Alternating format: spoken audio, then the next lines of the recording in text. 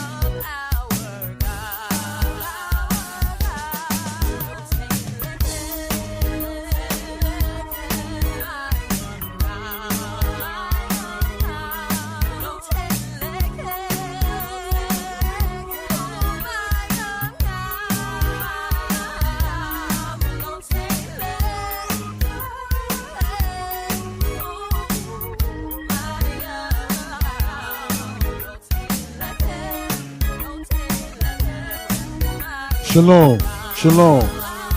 We're going to get started after this.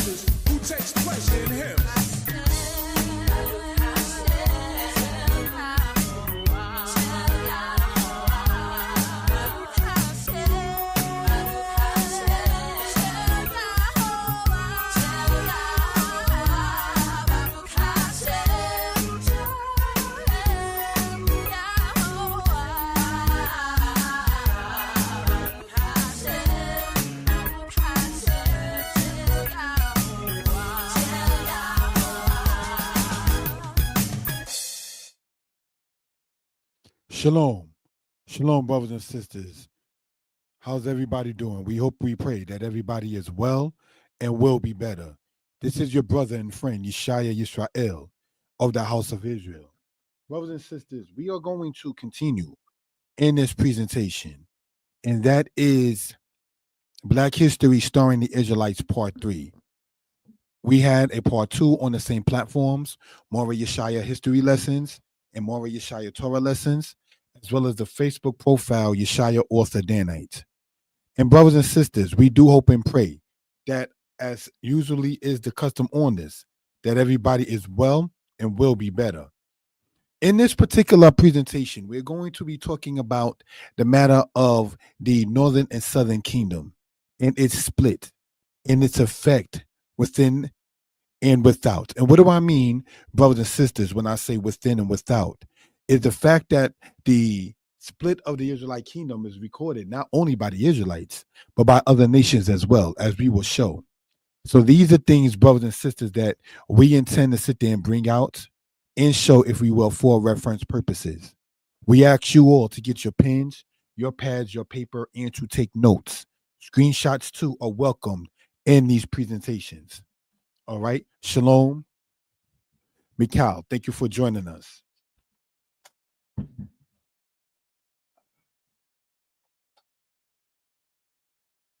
Okay. Let me see if I can be heard by myself.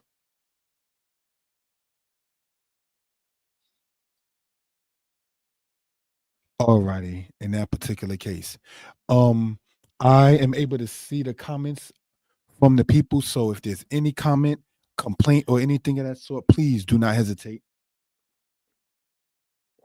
to let me know. My telephone number too, as you see, is across the screen, 908-587-4841.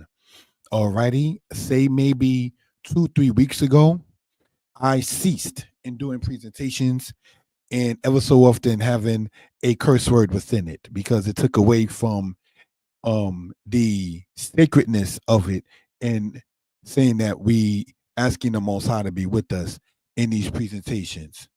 And as if that's not enough, and I say that in no disrespect, brothers and sisters, you never know when somebody else can be hearing this, if it's advertised even by online, and certain things can turn certain people off.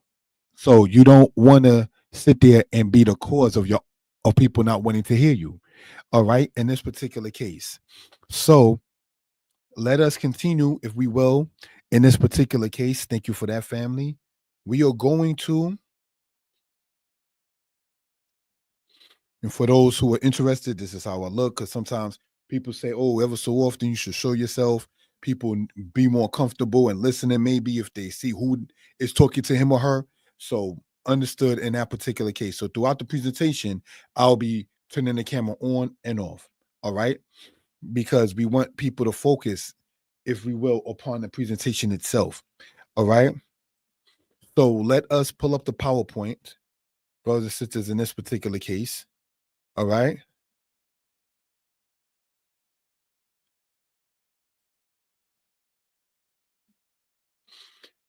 And it says, Shalom, giving honor to the creator of heaven and earth. Shalom. Shalom, brothers and sisters, means peace. And it comes from the Hebrew root word shalom, which means to be complete. So in other words, in Hebraic thought, to be of peace means to be complete. To be complete means to be of peace.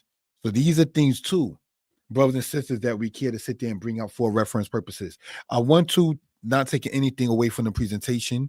I want to show something that I recently got, if we will, because people talk to me about it as well, being open to constructive criticism.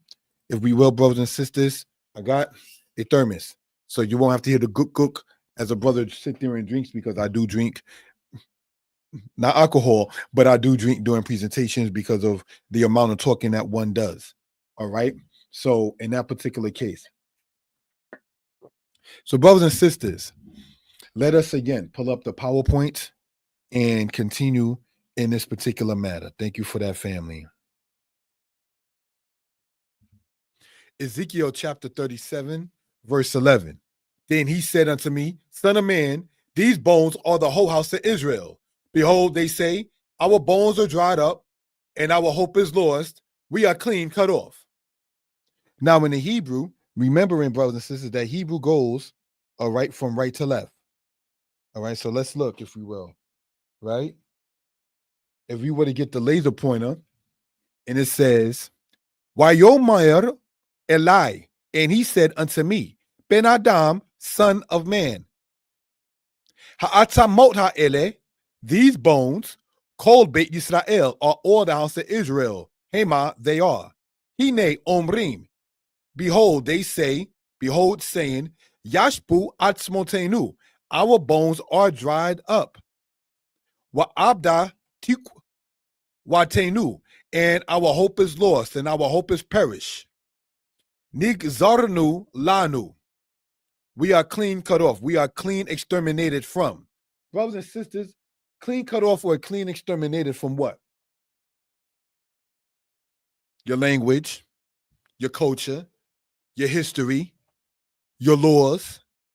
So now, sadly, when we go, if you will, in Deuteronomy 28, and it says that the Most High will smite Israel with blindness, we are blind to the things such as our language, our history, our culture.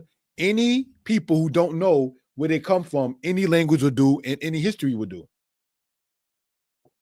So we have to know and understand, while respectfully taking advantage, while our people's attentivity is there, and quote Black History Month, this is the time in which we should want to reach out to our people to sit there and show them what their true history is.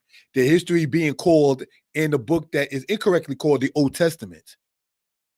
Our land is in the land of the East, called in part Palestine, called in part the Jewish state, called in part the West Strip, called in part, brothers and sisters, Upper Israel, if you will. Our culture is the Torah, the first 5 books of the scriptures.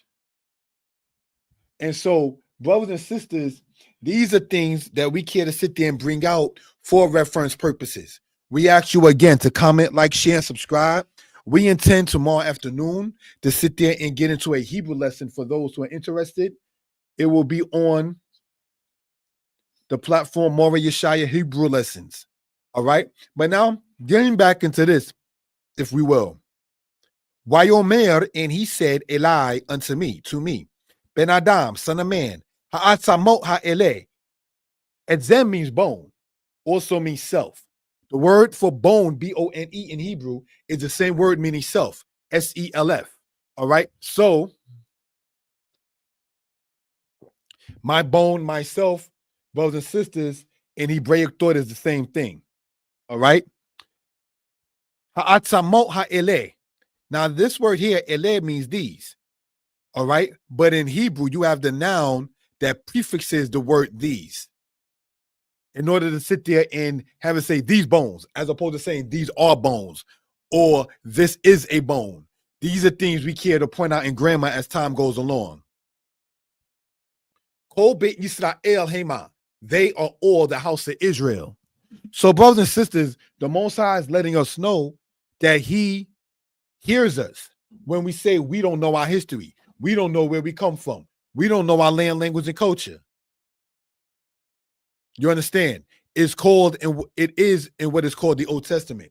One of the things that we repudiate, while we in many cases are called Old Testament based, is the term Old Testament itself, because there's only one testament, and that is the Lord's statutes and commandments the Most High gave to the children of Israel. So these are things that we care to sit there and bring out for reference purposes. Any questions, please put it in the comments. All right, let us translate and explain. Now, in part 1 of this, when we went over the matter of Black history starring the Israelites, part 1, we went over the names of the kings of the northern tribes, Rehoboam, all the way down, brothers and sisters, we went over the names of the kings in the southern kingdom, from Rehoboam all the way down to Zedekiah.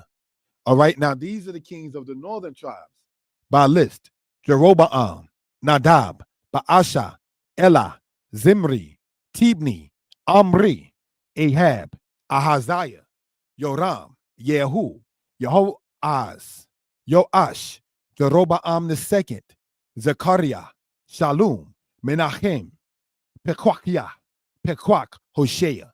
These are the kings, brothers and sisters, that ruled in the northern tribes of Israel. All right. So these are things we care to bring out for reference purposes. Now, we went over, as pointed out in part 1 of this, the translation of the names, which we are going to hold off on this one now and come back to it. But what we want to show on the right-hand side, it says in Hebrew,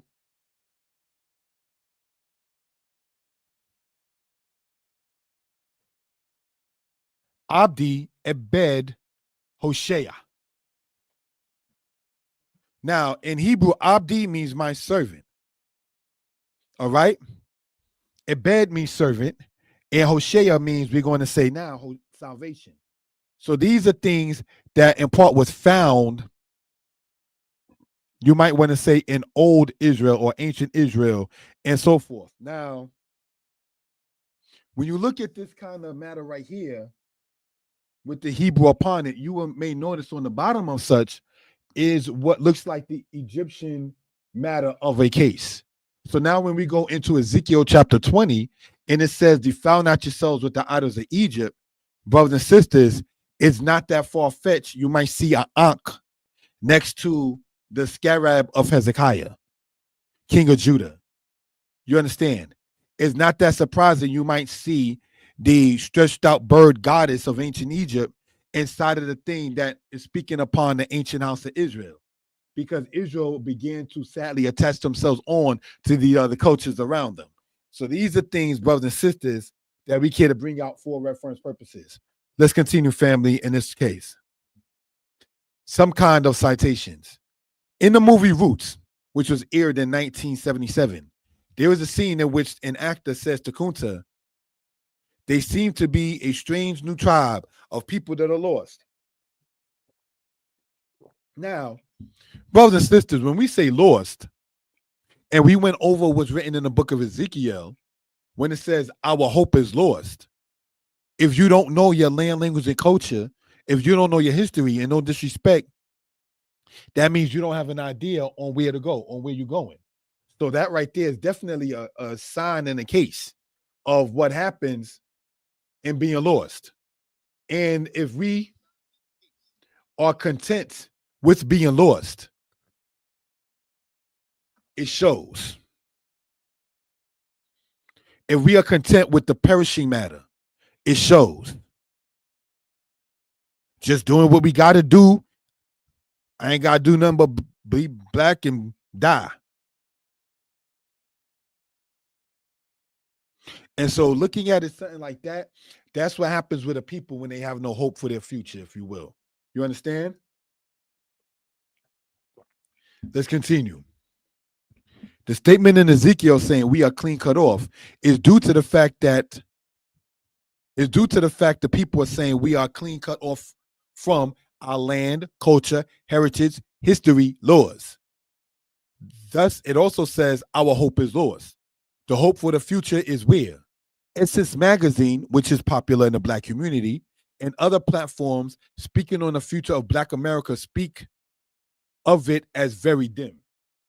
Now, for what it's worth, without dealing with the profanity, when you look at that cartoon that came out some years ago featuring Martin Luther King called The Boondocks, there's parts in there that he says after 40 years of not, I'm paraphrasing, some 4 decades later, all I see is the N-word people. And I know you don't like that word, but that's what I see. And you don't want to be an N-word, for those who are familiar with that skit or whatever from Brothers and Sisters from the Boondocks. When he was up there holding a book, correct me if I'm wrong, saying read. But we have already been told that what we should be reading is called the Old Testament. But see, by calling it the Old Testament, it is kind of a way, a deterrent to some people to even sit there and want to read it. So that is part of the game in order to keep us cut off from our land, language, and culture. All right? It goes on to say this in the next part. Intro, let us explain. During the 9th century, the relations between the House of Tyre, which is a land, Israel, which is a land, and Judah, which is a land, was still close. Jezebel was married to Ahab. The daughter of Atalia was married to Joram, king of Judah. So you had, brothers and sisters, the people of the Zidonians, such as Jezebel, being infiltrated into the house of Israel. So these are things we care to sit there and bring out for reference purposes. All right. So now you had the southern kingdom of Judah and the northern kingdom of Israel intermarrying a Canaanite woman and the daughter of a Canaanite woman. And that was not the best thing. All right. Phoenician kings were helping the Israelite kings in building. Omri was the father of Ahab. We want to sit there and change that. Sorry about that, my fam.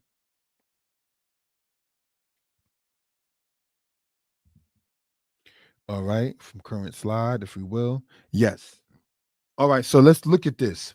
For the statutes of Omri are kept, and all the works of the house of Ahab, and you walk in their counsels, that I might make thee an astonishment, and the inhabitants thereof a hissing, and you shall bear the reproach of my people. Brothers and sisters, correct me if I'm wrong, this is coming out of the book of Micah. Now, what you're seeing on the right-hand side, brothers and sisters, it says in the Hebrew there. Let me show this right here, if you will. Laser pointer. Leshema ebed Yerabam. Yerabam is Jeroboam. Here we see Hosea. This is Hosea. Now, like what we just showed with the matter of Hosea written out in Hebrew on a scarab or a piece of artwork, if you will, from the ancient days, so do we see Jeroboam's name. Now, whether it's Jeroboam the first or Jeroboam the second, some people will say one way or the other, but it's definitely of the house of Israel.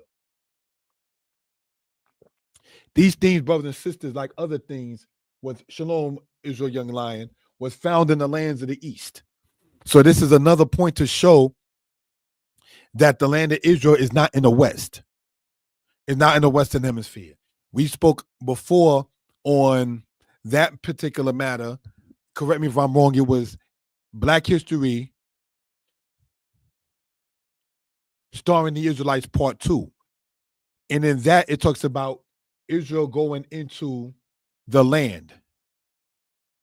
But if you're saying that this is our land here in the West originally, then we have nowhere to go. But the prophecies concerning the house of Israel speaks about Israel going back home in Jeremiah and in Ezekiel. The same prophets who spoke about Israel being scattered out of the land is the same prophets that spoke about Israel going back into the land. So let's not be dismal or gloomy, because the Most High has us. Excuse me. All right. So these are things, brothers and sisters, we care to bring out for reference purposes. What we want to go over in Hebrew real quick right now is because the brother Israel Young Lion typed in Hebrew. So let's look at this real quick, right? What we're looking at here, it says Shalom Aleichem, peace concerning you all, peace upon you all. Concerning you all, there is peace. Peace there is concerning you all. Aleichem, that kafet, and then that mem feet means you plural. All right. So these are things we care to bring out for reference purposes. Let's continue, family. Thank you for typing that in, my brother. All right. Let's look at this. So now it says there, because the statues of Omri are kept. It's talking about his idols, the little statues, not statues as in laws, but statute, brothers and sisters, because they were not keeping the commandments. They was bowing down and dealing with other gods. Brothers and sisters, there's a song that one of my Hebrew teachers used to sing. And it says, without me singing, look what you've done. Look what you have done to God's only son while you was out there chasing their gods. So now when we say God's son, we're talking about the house of Israel according to Exodus chapter 4, verse 22. So already Israel has a place with the Father. Israel has a place with the Most High. So this is something that we do not care to lose. All right. So let's continue, if we will, brothers and sisters, in this. These are two books I read which inspired me to write. Lawrence Levine, in his book, Black Culture and Black Consciousness. That book right there is very deep. Gets into history, gets into how the people in the Black community and slavery were thinking, and so forth and so on. So I recommend for those interested with that. On the left-hand side is a book written by Haki and Matabuti. And the name of the book, as you see there, is called Black Men, Obsolete, Single, Dangerous. So this is the book that, correct me if I'm wrong, came out in the 1990s. And it was very popular. He even went on a talk show and was speaking, say, about such and so forth and so on. All right. Sadly, not to get sidetracked, the lady Shahrazad Ali was also on the show, along with Hakim and Mahabuti, both being authors at that time. And he declined from supporting her book because there's a part in her book, understandably so, where it speaks upon a man hitting a woman, as if that is something that has to happen and so forth. So he declined from supporting her book. And her statement, not being funny, was like, well, brother, I got checks signed by you. So it kind of got, not to be funny, ignorant, but I want to say that he definitely held his respect and so forth and so on. So these are things that we care to bring out for reference purposes. Thank you for that, family. All right, now here we see the flyers, right? Now, this has been advertised before, both of them, talking about the Egyptians and others were black. Tune into Moreh Yeshaya as he speaks on this topic, on this and other topics of colonization, displacing of people, and renaming of places. All right? So now when we look at brothers and sisters on the other side, from reading to speaking Hebrew tutorial lessons, care to learn Hebrew from a Hebrew? So there's a lot of words there, but essentially it's talking about what one will learn, how we're going to be doing that whenever people care to sit there and get the classes.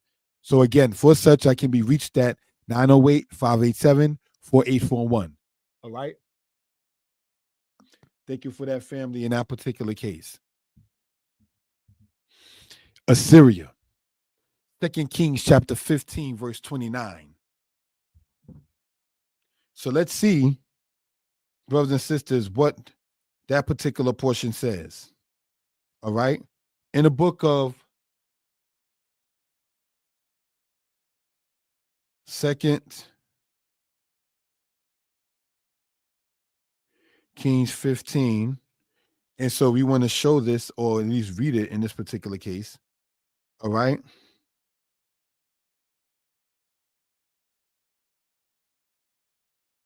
And let's see what we come up with. 2 Kings 15:29 says the following. In the days of Pekah, king of Israel, came Tiglath-Pileser, king of Assyria, and took Ion, and Abel Beth Ma'akah, and Yanoah, and Kadesh, and Hazor, and Gilead, and Galilee, all the land of Naphtali, and carried them away captive to Assyria.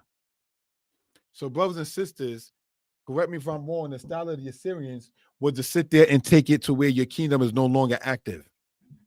You understand? And that's what happened. They broke down the kingdom, as we read before in Jeremiah chapter 50. All right? Josiah was king of Judah when Babylon defeated Assyria in 609 BCE. Josiah was assassinated by Necho of the 26th dynasty of Egypt. So, brothers and sisters, what ended up happening was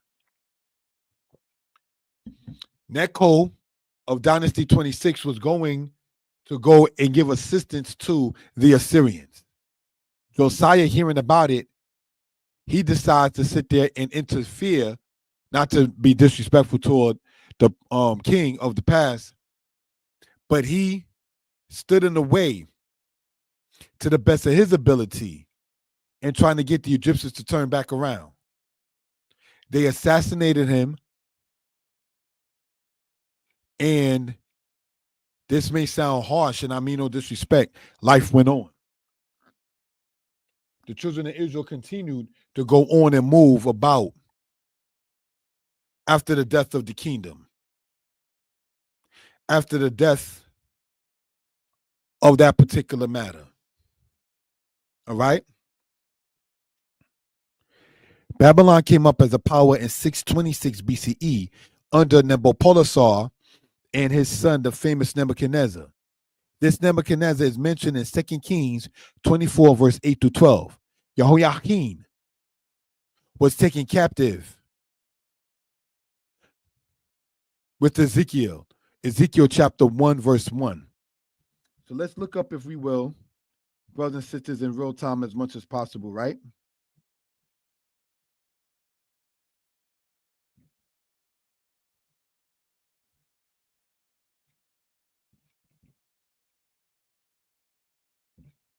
Sorry about that, family. Ezekiel 1, and here's what it says.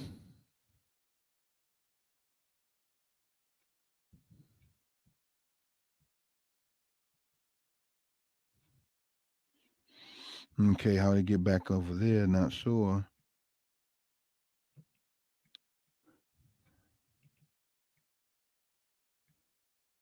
Ezekiel chapter 1.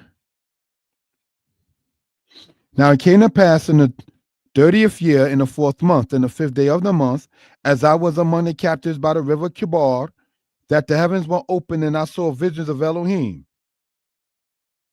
In the 5th day of the month, which was the 5th year of King Jehoiakim's captivity, the word of Yah came expressly unto Ezekiel the priest, the son of Buzi, in the land of the Chaldeans by the river Tabor, and the hand of Yah was there upon him. And I looked, and behold, a whirlwind came up out of the north, a great cloud, and fire enfolding itself, and a brightness was about it. And out of the midst thereof, as the color of amber, which is a yellowish color, out of the midst of the fire. So, brothers and sisters, what do we want to point out in this particular case, right? Is that Ezekiel was taken captive during the time of the reign of Jehoiakim, king of Judah. So now, sometime later, say 10, 11 years later, I want to say 11, Ezekiel hears of the fall of Jerusalem by the Babylonians in 586 BCE.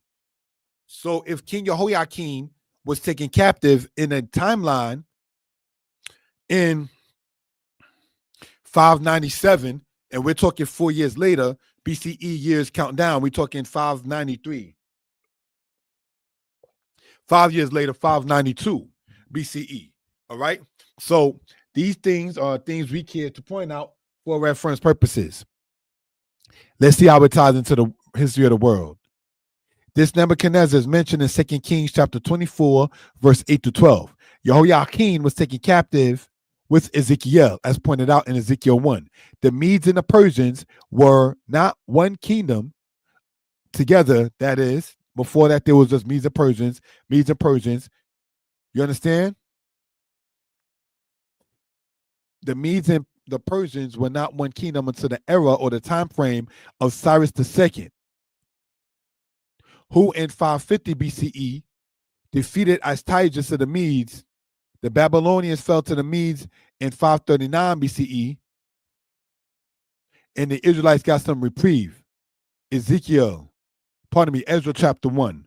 So these are things, brothers and sisters, let us read, if we will.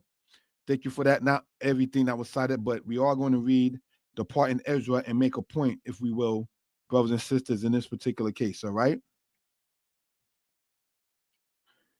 And it goes on to say here in Ezra chapter 1. Now, in the 5th year of Cyrus, king of Persia, that the word of the Lord, the word of Yah, by the mouth of Jeremiah might be fulfilled, Yah stirred up the spirit of Cyrus, king of Persia, that he made a proclamation throughout all his kingdom and put it also in writing, saying, so now this is Cyrus II, who was, for the lack of a better term, nicer to the Israelites than the Babylonians were before, and that's respect. All right.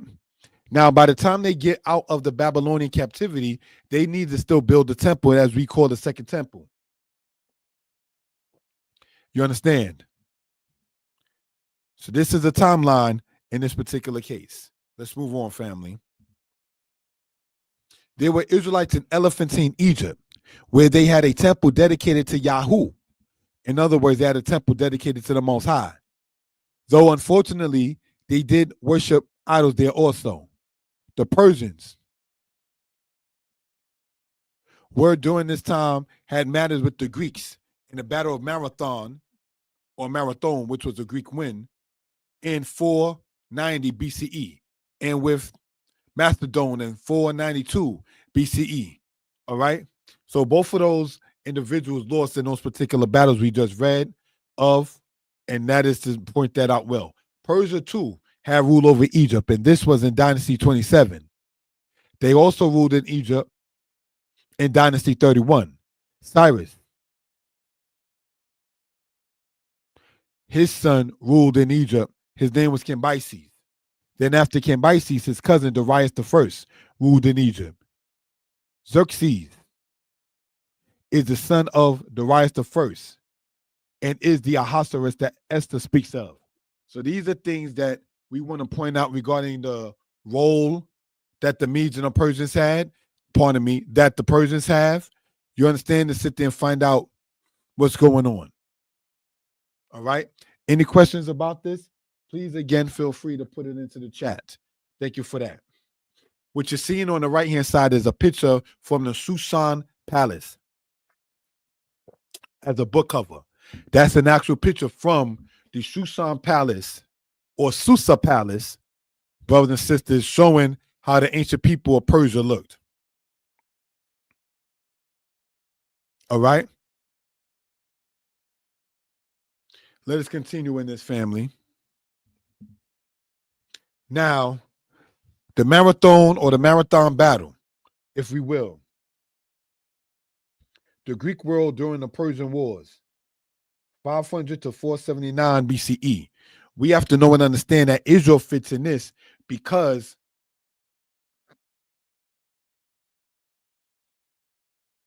Nubians had Egypt for a while. It's depicted in paintings. Okay, thanks. And that was written by our brother and friend Ted East. All right, but what we want to point out here, family, is speaking upon the matter of what happened with the battles between the Greeks and they of the Persians, who eventually the Persians wound up losing to the Greeks. All right, so let's continue, if we will. The Carthaginians were akin to the Jews in blood. This is according to Will Durant. Will Durant is was a very popular historian and writer. And in his book, he stated that the Carthaginians were akin to the Jews in blood. Now, this is not to try to play funny or nothing like that. When we say Jew, we're talking about the house of Israel in this case. All right? Let's continue, if we will. The people of Carthage had a leader named Hamilcar, who fought against Rome's leader, Regulus. Hamilcar was called Barca or Barca, which in translating means lightning. Carthage lost Sardinia and Corsica to Rome due to bad decision-making that Barca did. He went against his people. That's what Barca did. Hasdrubal was the son-in-law to Hamilcar. When the famous Hannibal was 7 years old, Hamilcar made him swear that he would avenge Rome. So, brothers and sisters, being taught and raised in that kind of matter, it's not surprising that Hannibal went over into Europe by going through Spain, going over France or Gaul at the time, and then going south into where the Italians were, namely the Romans in this particular case. All right? Now, some people may say that that was wrong to sit there and put a child in that kind of position. But that we have to understand is how those people were moving in those days and times. You understand? Your enemy's son is your new enemy. So these are things we care to bring out for reference purposes. All right. Some people try to say that Samson in the book of Judges was kind of like a madman because he went and attacked Philistines that didn't do anything to him. But we have to understand the purpose of Samson is to be a thorn in the side of the Egyptians, and pardon me, a thorn in the side of the Philistines. You understand? So when it's a time of war, we cannot sit back and think, oh no, that wouldn't happen. Yeah, it may. We have to be honest about that. What you're looking at right here is the Carthaginian power in their heyday, if you will. All right. So let's continue, if we will, family, with this. The people of Aetolia, made a league against Philip V and befriended Rome. Rome made war against Philip V, then reinstated him. Scipio Africanus and Lucius fought against Antiochus III.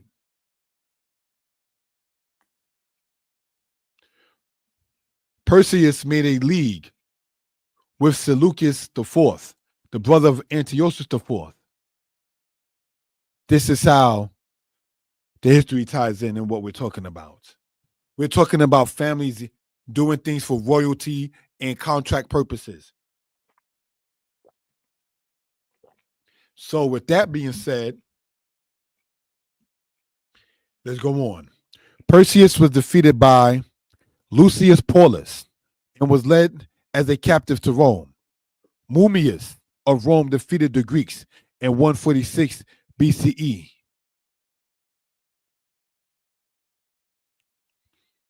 All right. The Israelites were in the matters of all the events of the world of their day. So whatever was going on, the Israelites were involved in it one way or the other. And that's the people we come from.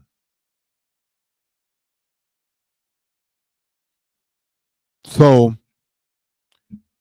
let us continue, family. Hanukkah came about because of the result of the Beth Zur battle. This was in 146 BCE.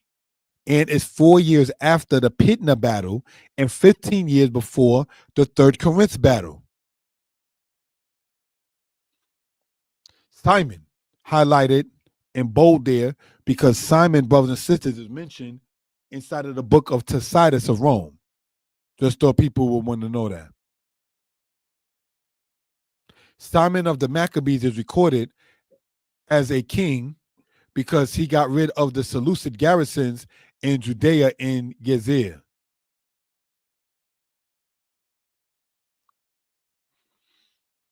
Antiochus IV was defeated also by John Hyrcanus in Judah, both being the sons of Simon or Shimon. Simon or Shimon is a brother of Judas Maccabeus.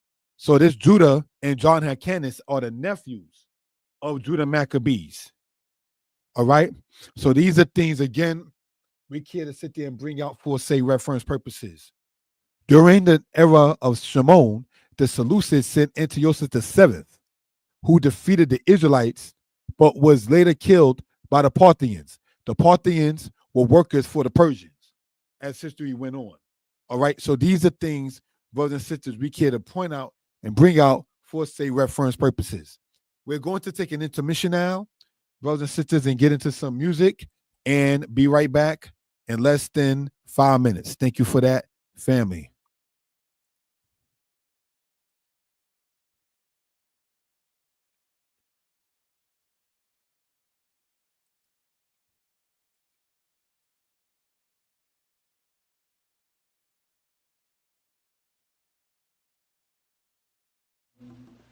Adonai.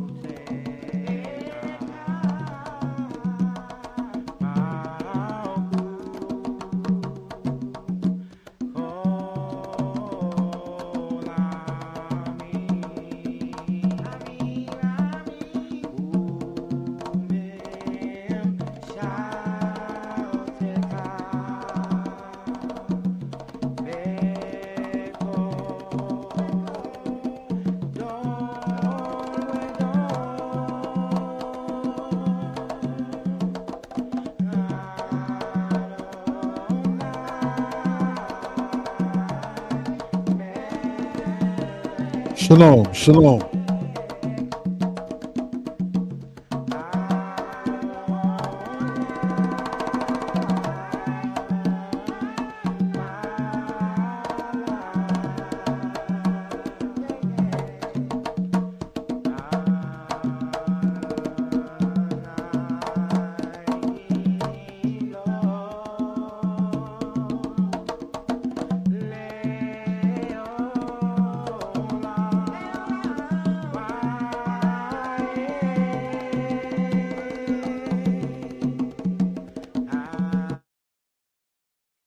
Shalom, shalom.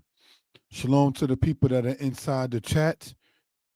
And we want to say shalom to Elgin Barrow. Thank you for the compliment. Israel Young Lion, Ted East, Mikal, and everybody else who did leave a comments. Definitely appreciated. Brothers and sisters, we are going to continue in this particular case, hoping and praying everybody is well and will be better. All right. We are going to, with the timing allotted, all right,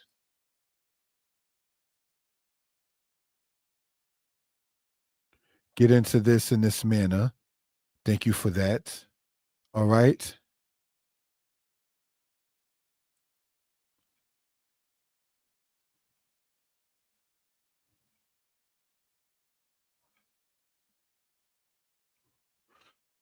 All righty. It could be seen in there. Thank you for that. Now, we've gone over this in the past, but we want to talk about it if we will, because what we're getting into is how it led into the history between the Greeks and the Romans being at odds and how it affected the Israelites, how the Israelites being at odds with themselves and how it affected themselves. All right. So now Simon Maccabeus is mentioned by Tacitus, the Roman historian. All right. And so this is why I put it in bold in that particular case. So now let's look, family. It says, during the era of Simon, the Seleucids sent Antiochus VII, who defeated the Israelites but was later killed by the Parthians. The Parthians were the workers for the Persians. So it seems as if in history that the Persians had some kind of, quote, maybe cool feeling, for the lack of a better term, regarding the house of Israel. They were not as mean or detrimental or harmful to the Israelites as the Babylonians and the Syrians were before, or as the Greeks and the Romans will be after them concerning the Israelites. So these are things to point out. Let's continue, family. Oh, I want to show something in here. When we start talking about these battles and everything, let me show this here, if you will, family. I wanted to show, if you will, in real time, there upon the map and what we're talking about. All right. 168 BCE. And then we're also, brothers and sisters, talking about the matter of 164 BCE. All right. As you see there, we want to circle it, perhaps, if you will. All right. Looking at it like that. Sorry for that. In that case, we want to do that a little different. All right.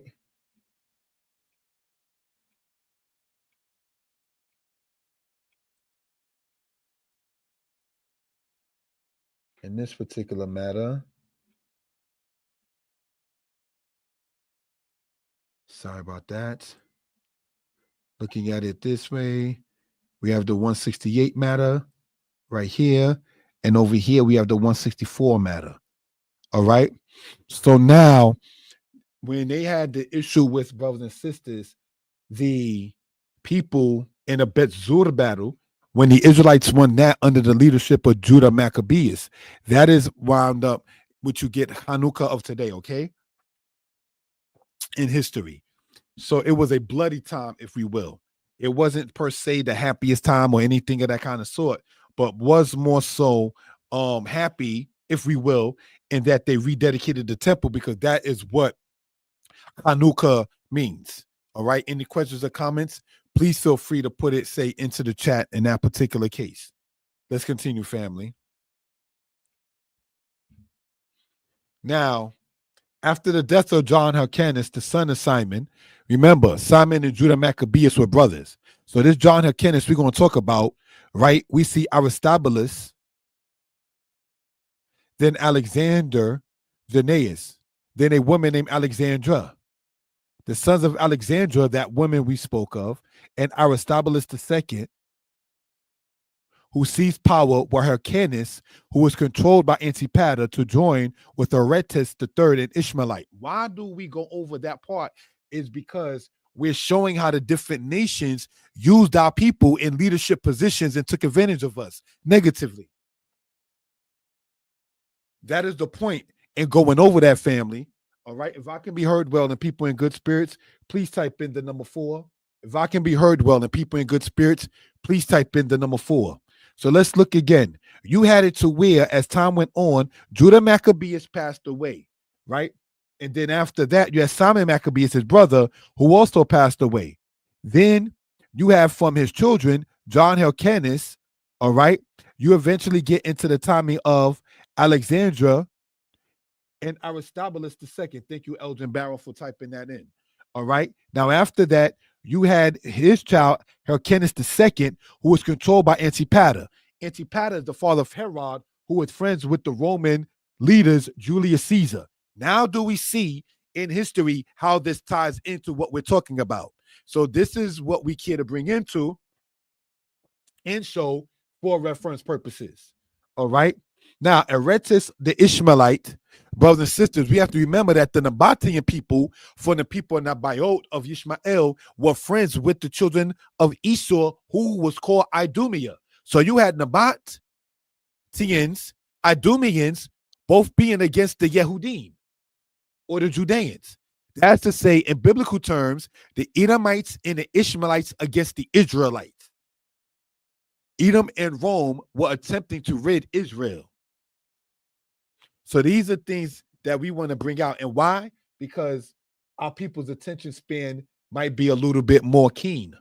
So where do we fit in the history world with Black people as large? Where is our portion in this at large? How do we sit there and explain to our people when we say, quote, Black history, this is the history that we should sit there and be talking about too? That's why our brother wrote a book you see on the right-hand side. Now, Herod is the son of Antipater. This is the same Antipater who was basically, for the lack of a better term, stunning or herbing or manipulating. You understand? The grandson of Judah Maccabeus, whose name was Hyrcanus II. So Hyrcanus II, the great-grandson of Matthias Maccabeus, wind up being humiliated in so many words, or used in so many words, brothers and sisters, by the Edomite Antipater, who, as we will point out, was the friends of Julius Caesar. Julius Caesar, brothers and sisters, had issues with a guy named Octavian. Octavian became Augustus. Herod, the son of Antipater, became friends with Augustus. Do we see how all of that is intertwined? All right. Now, Pompey was killed by the army of Ptolemy the 13th, which, to my knowledge, Ptolemy was also killed for doing that. If anybody got any info to the contrary or to support it, let me know, please. That Ptolemy the 13th, after he assassinated Pompey, was also put to death for that. A Greek pharaoh in Egypt, Julius Caesar, eventually took over and made Antipater procurator and Hyrcanus the ethnarch. Now, procurator means like the controller of things, and ethnarch means like you might say the governor or so. Edom and Rome were attempting to rid Israel. We said it before, but they didn't say it just one time themselves when they was doing it. They was about trying to rid Israel as any way they could. For instance, Herod made friends with Augustus. According, correct me if I'm wrong, to Josephus, Herod, brothers and sisters, was what you would call kissing up, to keep the language clean, to Augustus. That's what Edom does. Antipater and his son Herod were Edomites. They were kissing up to the Romans. All right? Goes on to say he renamed Samaria Sebaste, correct my pronunciation, perhaps, which was in praise of Augustus. So Herod, the son of Antipater, the same Antipater who was manipulating the grandson of Judah Maccabeus, being named Hyrcanus II, from the line of Judah Maccabeus' brothers Shimon or Simon. Remember, this is the same Simon that's written of in the book of Tacitus regarding a person who wanted to make himself a leader. So let's continue, if we will, brothers and sisters. Goes on to say, he renamed Samaria, which we know was part of the northern kingdom in ancient times, Sebaste, which was in praise to Augustus. So he's naming lands in the land of Israel after Europeans.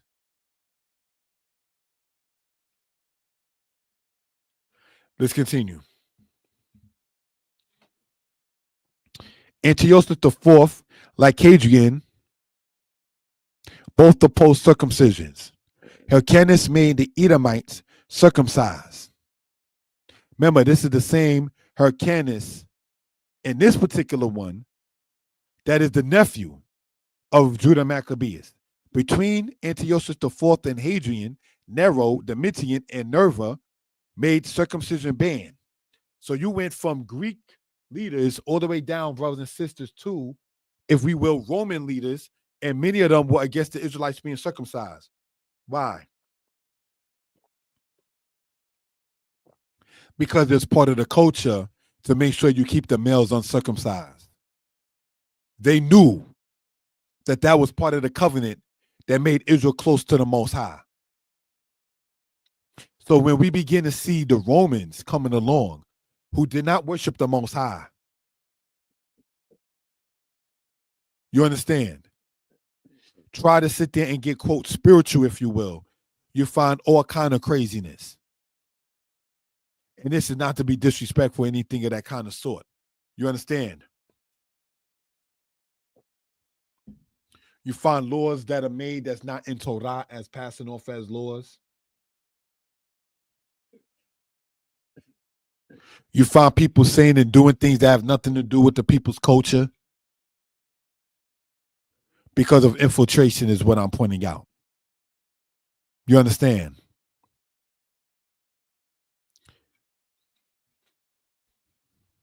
Then the Israelites lost to the Romans after the Beth Horon battle, in part due to internal matters among themselves. Brothers and sisters, this is not to sit there and talk certain things, if we will. But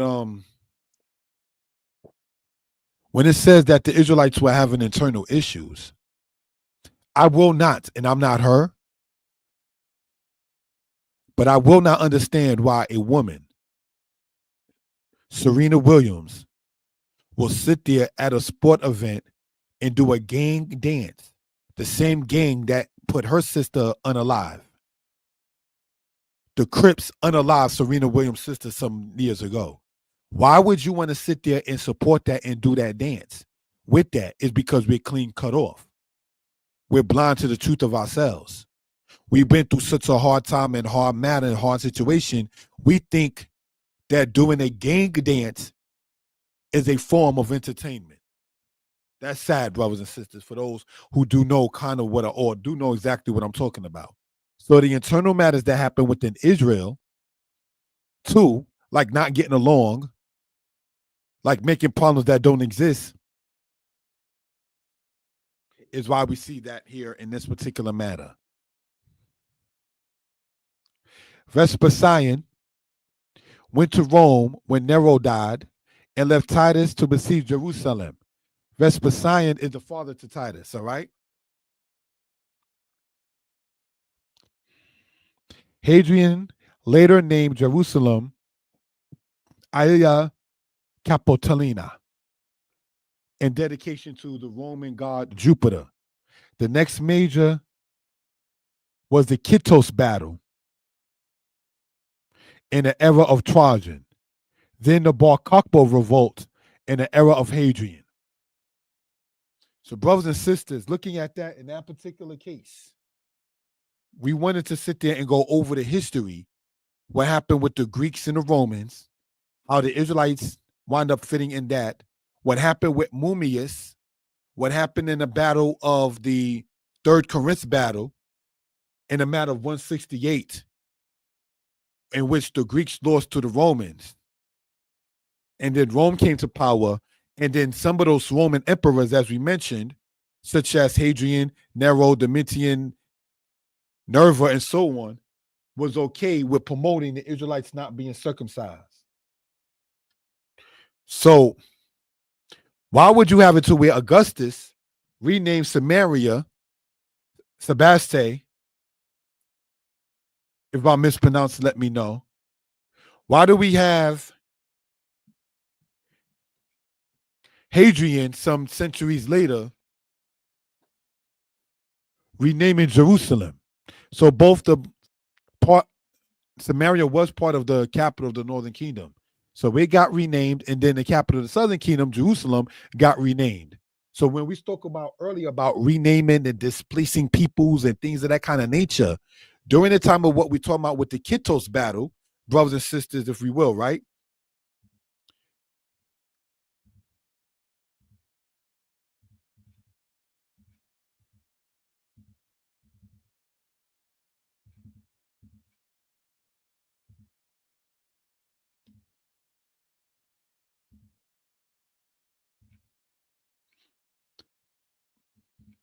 Oh, I was supposed to go the opposite way. I was like, I knew I put the slide in there. What happened to that one with the Kittos war? I went back thinking that I had spoke about it before, but no, it was supposed to continue further on. Where was Israel? Pardon me, family, for that part. Where was Israel? The Kittos war. The Kittos war occurred amid the broader diaspora revolt of 115 to 117 CE or 115 to 117 AD, which saw Jewish, which we understand as Israel, uprisings across the Roman East.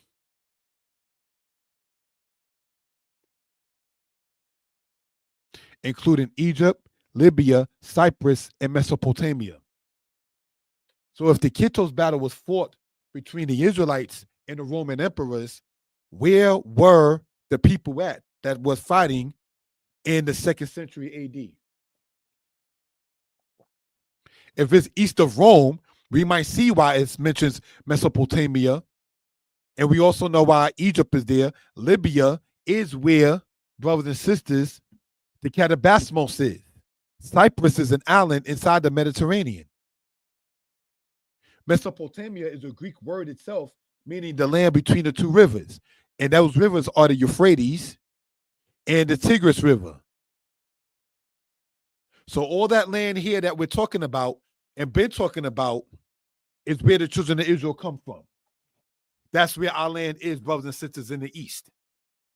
All right?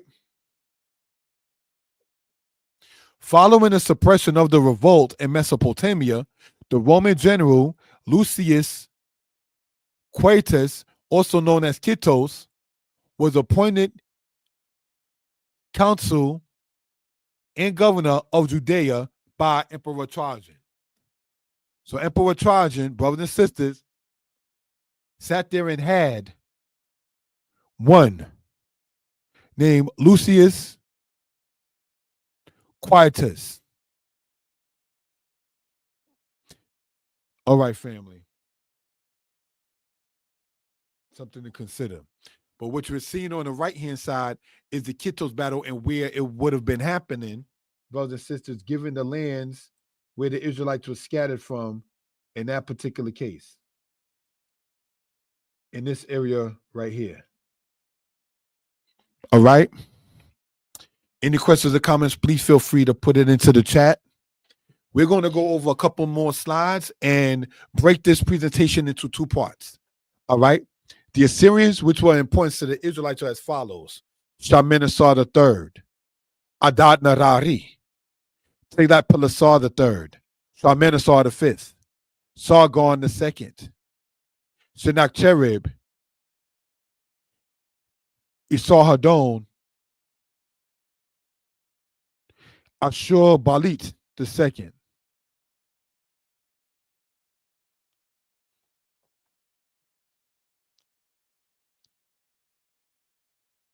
Shalmaneser V, Sargon II, Sennacherib, Esarhaddon, Ashurbanipal II. Babylonians that were of importance to Israelites as follows: Nabopolassar, Nebuchadnezzar, Ewil Marduk, Nabonidus, Belshazzar.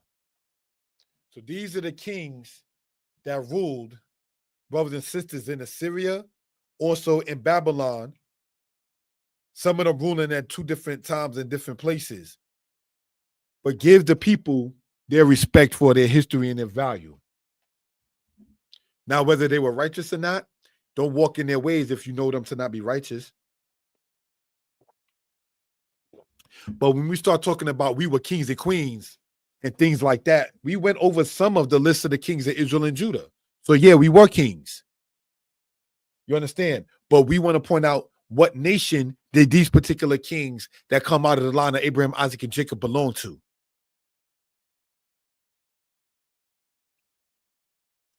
Let's continue and close out, family. The Persians which were of importance to Israel as follows: Cyrus II, the famous Cyrus that you read of in the scriptures. All right. Cyrus II, Cambyses, Darius I, Xerxes I, Ahasuerus I. Oh, pardon me, Artaxerxes I. The Seleucids, which were part of the Greeks, that are of importance to the Israelites are as follows: Seleucus I, Antiochus III, Seleucus IV, Antiochus IV.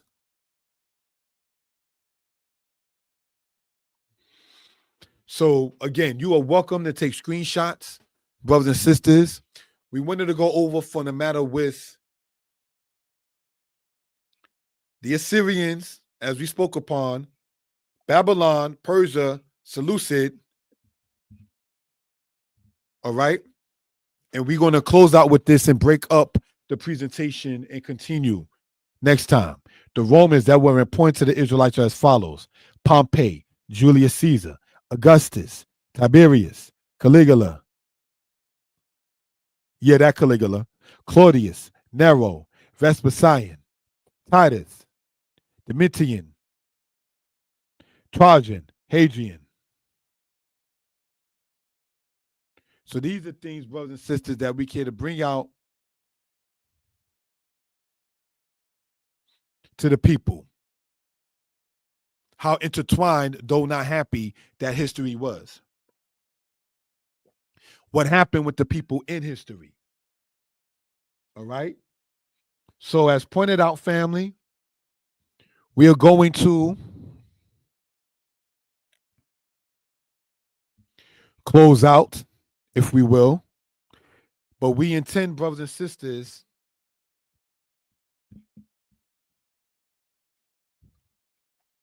where'd the arrow go? Sorry. To sit there and bring more information out to the people for reference purposes. All right? So subscribe to the channel, comment, like, share. Let us know what you think. I can be reached. My number's across the screen at 908-587-4841. This is Danitepublications. We ask you all to pray for your people, but pray only to the Creator. So, brothers and sisters, without any further ado, thank you for the time. Shalom. Most High bless.